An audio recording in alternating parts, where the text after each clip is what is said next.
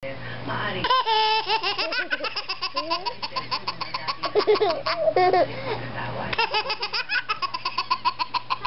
Matutok 24 oras. Dami na ulit pagpupukay sa mga nasabing sundalo. Dahil sa kanilang kabayanihan.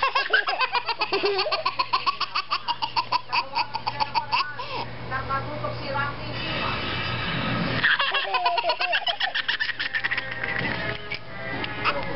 Hindi matatawaran ng ang gawing tahimik sana. Aminado silang apektado ang moral ng mga sundalo dito. This big, it definitely will affect the moral, but it will not be in significant way. Kasi medyo malungkot ka, pero kailangan na magambag sa trabaho mo.